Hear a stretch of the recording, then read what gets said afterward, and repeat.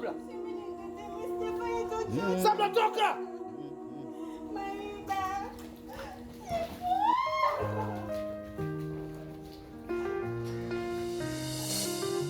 Sabra alikuwa na ndoto za nuru. Alex. Ndio, Sabla tayari ameshaondoka hapa nyumbani. Na nimezungumza na chifu, anasema hataki kabisa kumuona kwa sababu ya ushenzi ambao ameufanya. Mimi si nilikwambia naharibu kila kitu, nimeshamaliza kila kitu. Hawezi kurudi. Na kingine sasa, ombi langu nilikuwa naomba ile pesa ambayo imebaki unimalizie kesho mapema kwa sababu nina shida nayo sana. Na mimi kazi yako tayari nimeshamaliza.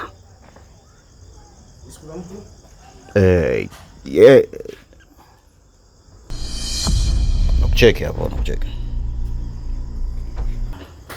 Wewe vipi tena? Shem, chakula kipo tayari. Chakula kiko tayari? Wewe tangu lini unanitengeaga mimi chakula? Hapana. Nimetenga chakula mezani. Ndio maana nimekuja kuwaita mwende mkale. Wewe mimi nikiwa na njaa naenda mwenyewe kwenye hotpot na pakua na kula chakula mimi najipimia mwenyewe. Wewe tangu lini yaani inakuaje? Tangu lini unawekeaga mimi chakula? Wewe unakuaje? Unaonekana bado hujapona vizuri wewe. Wewe ni mskure, si ndio? Nimekaa huku nimejitenga mwenyewe na mambo yangu, nazungumza na washikaji zangu, unaanza kunifuatilia. Unataka nini? Umetumwa, si ndio? Wewe ni spy wewe. Chonde nakwambia ukweli. Mimi sina undugu na miskure na uko wetu sisi hatushei damu na miskure. Dogo sijui kajichanganya nini. Wewe usinizoee. Nitakupiga. Shauri yako. Naomba utoke hapa. Hebu toka hapa.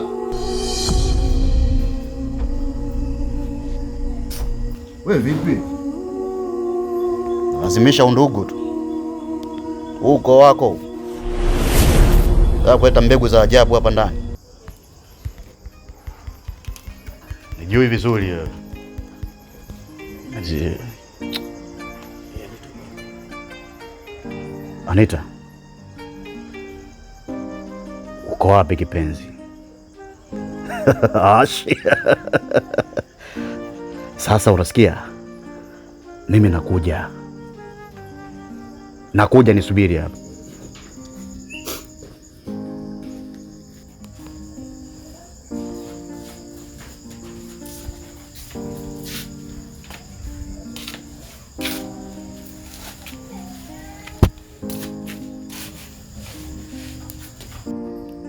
Chief, chakula kipo tayari. Maida, sina hamu ya kula. Nitakula kesho tafadhali. Najua maumivu ya usaliti ni makali. Tena ni makali zaidi ya mtu aliyong'atwa na mamba. Chief, mimi na wasiwasi fumanizi la Sabla kuna ulakini. Kwa nini? Unamwamini Mkango? Namwamini. Namwamini kwa sababu Mkango ni kaka yangu ambaye amenilea kuanzia utotoni mpaka hapa nilipofikia. Na siku zote hizo tulikuwa tunaishi vizuri, hakuna baya ambayo amelifanya juu yangu. Sawa kama unamwamini. Lakini mimi nilikuwa na ombi. Chifu, acha kuwa mtumwa wa hasira. Maana hasira siku zote matokeo yake ni hasi. Hembu tulia. Fanya uchunguzi. Uende ukapata majibu sahihi katika hili. Mimi ninachokijua Sabla anakupenda sana. Jitahidi uje kula. Natamani waone nayopitia mangapi. Ajue. Najiuliza ni lini nifurahi na mimi. Simevunjika.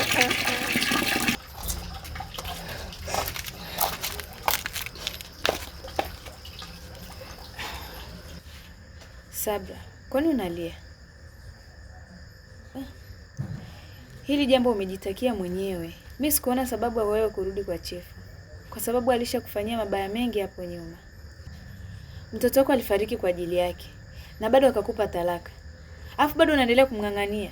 Kwani uko peke yake? Hebu acha kuwa mtumwa wa hisia, Sabra. Uliniambia una mwanaume mzuri anayekupenda na ana hela.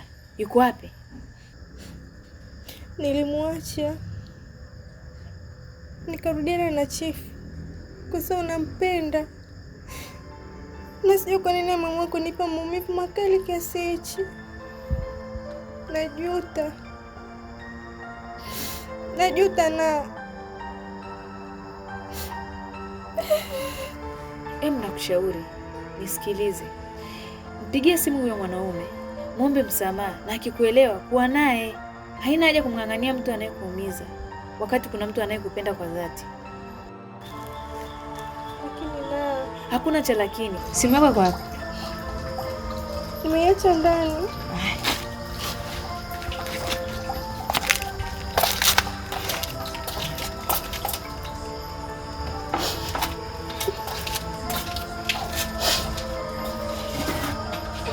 Hivi wewe unajielewa kweli? Mbona unafanya utoto kiasi hichi? Lakini shangazi, mimi nampenda Mkango, sio huyu mwingine. Ndugu ameshakuja, wanaamini kwamba kesho ndoa. Wageni tofauti. Alafu kirahisi unasema kesho hakuna ndoa. Kama ulikuwa utaki, kwa nini uruhusu tufanye mpango wote mpaka kufikia hapa? Kaka watu wamekaa huko wameandaa shughuli, anaamini kwamba kesho anakoa, alafu unakuja kukubadilisha mawazo ghafla tu. Usitaki kutovaa nguo wewe mtoto. Sasa nakwambiaje, mimi kama shangazi siungi mkono hili swala. Ongea na babako na mamako, wakikubaliana utajua wenyewe. Naomba unisamee na nahitaji wewe upande wangu. Anita, umechanganyikiwa au? Siwezi kuwa upande wako, mjinga wewe. Sijui na shida gani wewe mtoto, sijui umerogwa. Na nani amekupa hizo hela kurudisha mali? Utatupa maelezo. Kama ni Mkango tutadili naye, mjinga wewe. Shangazi, njoo basi tuzungumze. Achana nini?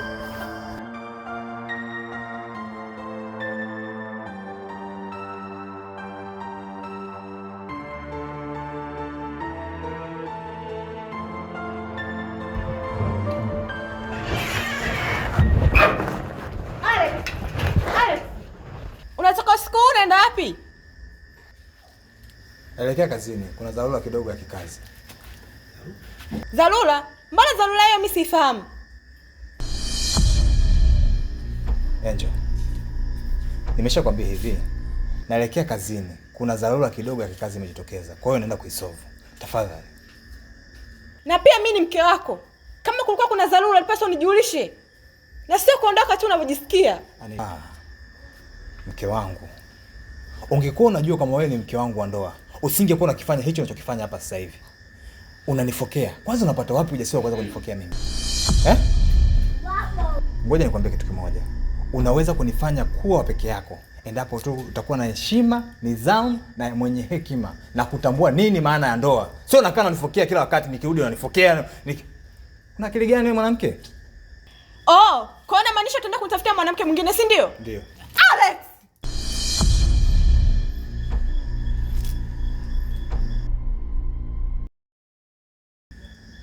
Unaniadhibu? Ndio, hebu rudi ndani. Ndani sirudi. Nisikilize kwa makini. Hivi punde nitaenda kupata majibu sahihi kuhusiana na hili. Unamaanisha nini, Alex?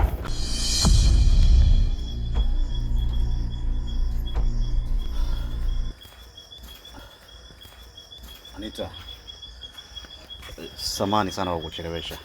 Hamna shida, usijali. Sasa ule mzigo wetu ni huu hapa.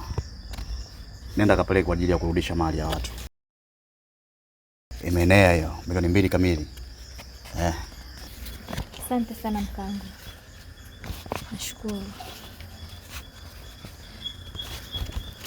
Na imani sasa naenda kuikataa ndoa ya mwanaume ambaye nilikuwa simpendi. Na kwenda kufanya kwa mume wangu.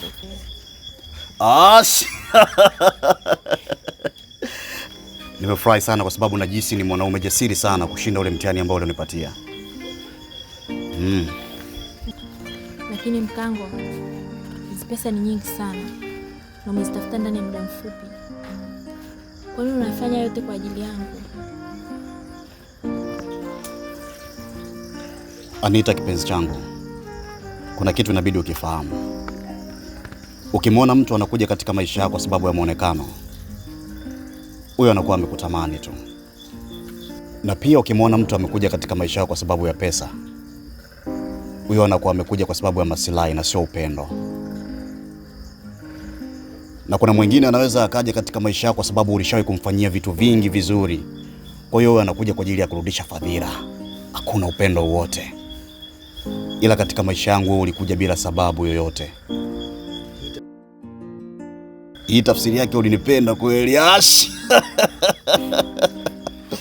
Sasa naona kabisa unakwenda kuwa mwanamke bora katika maisha yangu. Nakupenda. Nakupenda pia mkango.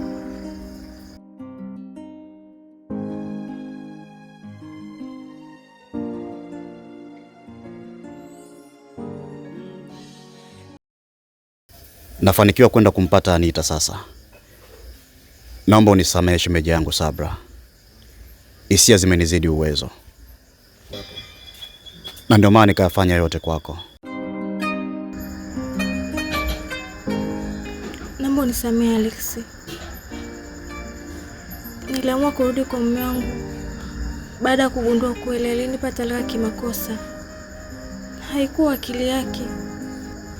Ila kwa haya yanayoendelea, bora nimwache tu. Huenda sio riziki yangu. Mimi nimeshakusamehe Sabra. Ila natamani kujua ni nini mpango wako. Unajua Alex, nimepitia kipindi kigumu sana. Kipindi ambacho nimeenda kupokea maumivu makali. Alikuwa mimi sina makosa. Sasa niahidi sitaenda kupokea maumivu makali kwako Alex. Ondoa wasiwasi Sabra. Mimi nitakuwa tofauti na wanaume wote ambao wamewahi kukuumiza. Nipo tayari kukupenda for the rest of my life. Na hutonikuta na mwanamke wa aina yoyote wala katika mazingira yoyote ambayo sio mazingira mazuri. Kweli? Nashukuru. Basi fanya hivyo. Kesho nioe niwe mke wako. Wow. Nimefurahi sana Sabra. Na kuahidi kesho tutaenda kuwa mke na mume.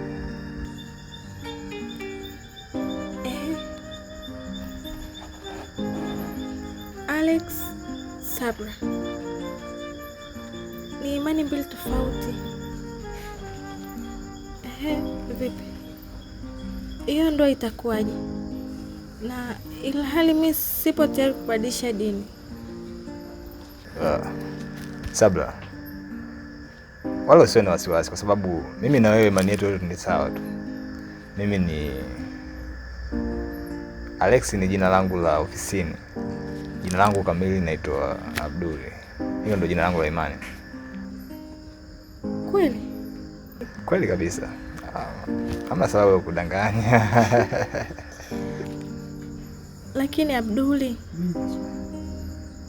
mimi nina swali. Abduli, ulikuwa wapi muda wote usioe? Ilhali umeshakamilisha kila kitu katika maisha yako. Nilikuwa nasubiri mwanamke sahihi. Sababu kama ningefanya haraka ya kuweza kuoa, unafikiri ningepata nafasi ya kuwa na wewe leo? Kwa hiyo namshukuru Mungu amejibu mambo yangu kwa wakati na hatimaye sasa unaenda kuwa mke wangu.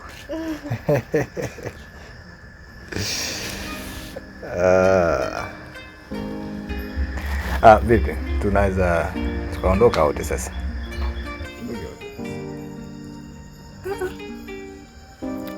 Mimi sio halali yako. Kamilisha kwanza mipango ya ndoa, unioe, niwe mke wako, uwe mume wangu. Vitu vingine vitafuata.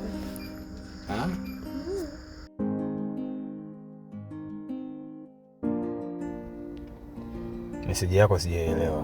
Kwa nini nimeona nije kusikiliza? Kuna nini? Bro, Anita amekataa kuolewa na mimi. Kwa nini? Sijajua. Lakini niliitwa na wazazi wake. Kisha kanirudishia mali. Kwa nini? Na nilipouliza kwa nini, niliambiwa Anita ndo akakataa. Na nilijaribu kuongea naye lakini aligoma kabisa. Sasa kwa nini afanye hivi wakati anajua tupo katika hatua ya mwisho kabisa? Kama alikuwa hataki singesema mapema. Yaani amesubiri mpaka hatua ya mwisho afu ndo anasema hataki. Au kuna kitu umekosea? Hapana bro, mimi sijamkosea chochote.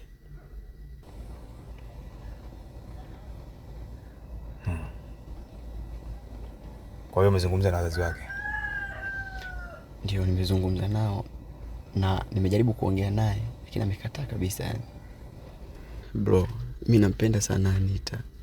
Na ndio maana hata waliponipa mali nimegoma kuzipokea.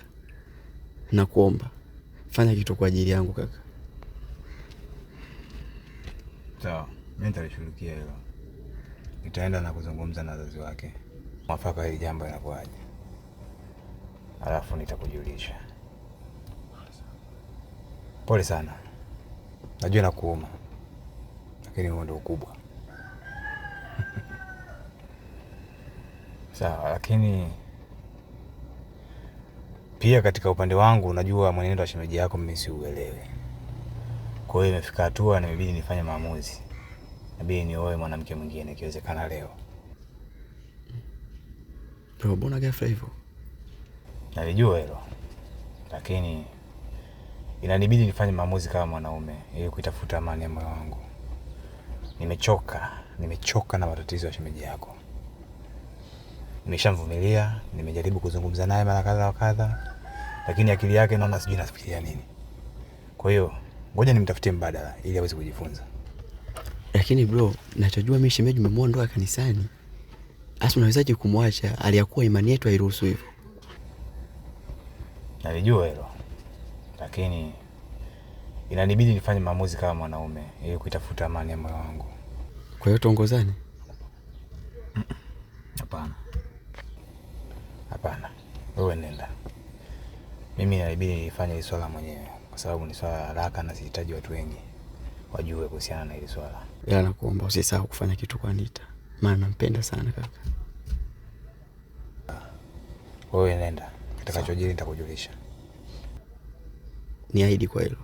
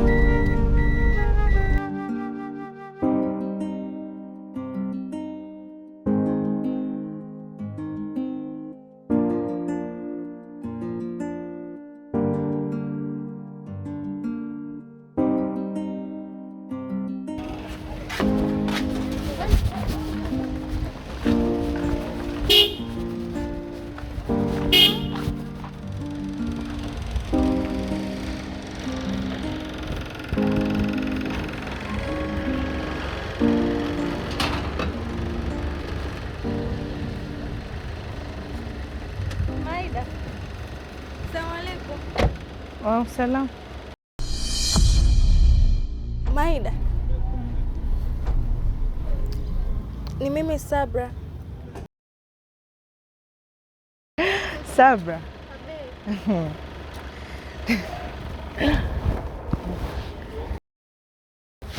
Vipi hali Maida? Salama. Unaendeleaje? Safi tu. Mbona upokei simu zangu Sabra? Nimekukosea? Jamani, naomba unisamehe. Siku ile nilikuwa na hasira. Sikupokea simu ya mtu yeyote yule kipenzi. Naomba unisamehe kama nitakuwa nimekukwaza. Usijali. Pole mwaya. Unaelekea wapi? Maida, hapa unavyoniona naelekea shopping kununua mavazi kwa ajili ya ndoa. Mimi na mume wangu mtarajiwa. Sabra, unaenda kuolewa? Ndio Maida, naenda kuolewa. Masaa machache kutoka hapa nitakuwa mke wa mtu tayari. Sabra, kuna uongo mkubwa umejificha katika hili, na siku kweli ukichukua nafasi kila kitu kitakuwa sawa. Tafadhali Sabra, usifanye hivyo, chifu anakupenda. Najua hata mimi naumia pia Maida, naumia tena sana, lakini acha nimruhusu chifu aende huko nikiamini hakuna maumivu ya kudumu. Huenda alikuwa sio riziki yangu. Uwe baki naye tu Maida. Mimi ngoja niruhusu moyo ukubali katika hili Maida.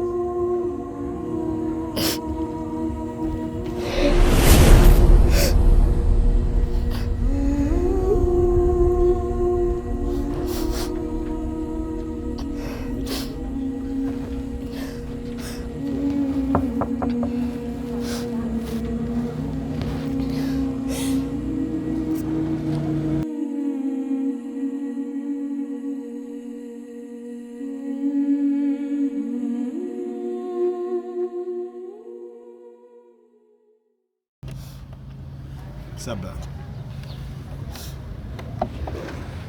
Unalia mama? Hamna, nipo sawa.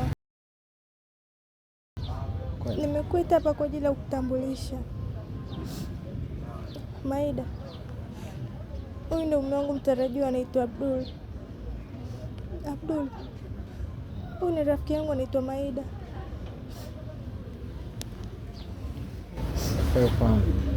Mimi pia. Pole.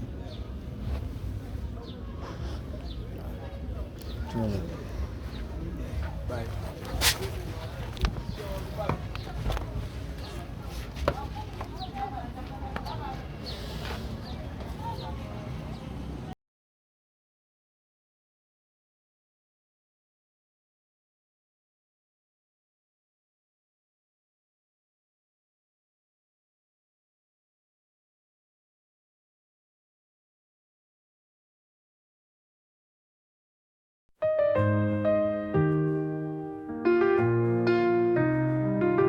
Sabra alikuwa na ndoto za nuru, nyumba yenye kelele za watoto wa furaha, lakini upepo. Mkango, nahitaji kujua ni nani alimpiga picha Sabra ndani akiwa na mwanaume? Kwa nini unaniuliza swali la kipumbavu kama hilo? Swali langu nataka majibu na sio maelezo. Pengine labda hujasikia.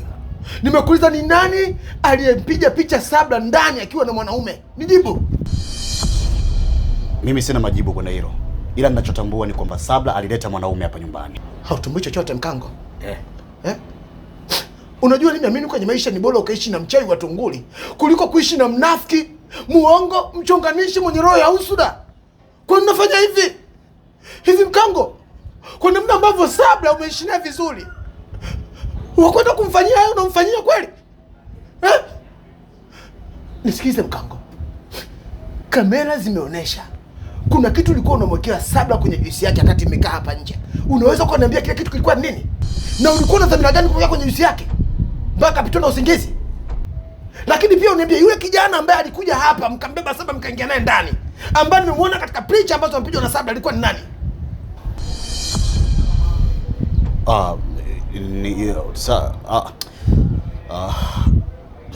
Hebu tazama. Hauna cha kunijibu, ndio maana unakaa kimya. Na unakaa kimya kwa sababu umefahamu kuwa nimefahamu ujinga ulioufanya. Kwa nini umefanya hivyo brother? Kwa nini? Sema nilikosea nini? Mbona alikuwa ni mwema sana kwako? Kwa nini? Halijitoa, halijiziki, haliishi maisha ambayo yastahili kuishi ili upate amani. Kwa nini wewe unaenda kumsababisha matatizo yanayomnyima furaha kwenye maisha yake? Kwa nini? Au pengine labda ulisema nikimwoa Sabra nitakuwa nimefaidi sana, sio? Nijibu basi. Tambo toka nimekaribisha kwenye maisha yangu brother. Umesababisha matatizo makubwa sana ambayo Pengine nisingekuwa na yeye singenikuta. Mtoto wangu amefariki, ni wewe ndo nimeleta Sonia hapa. Leo hii nimemfukuza Sabra mimi kama mbwa kwa sababu yako. Halafu pesa unaniambia hujui kinachoendelea. Bro, wewe ni shetani. Wewe ni mnyama, ni mdudu, ufai hata kustahili kuishi na watu.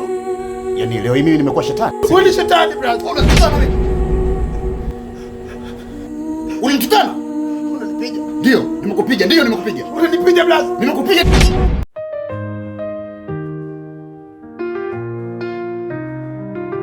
Sabra alikuwa na ndoto za nuru, nyumba yenye kelele za watoto wa furaha, lakini upepo wa giza ukampuliza mbali. Ndoa ikapasuka kama kioo cha barafu.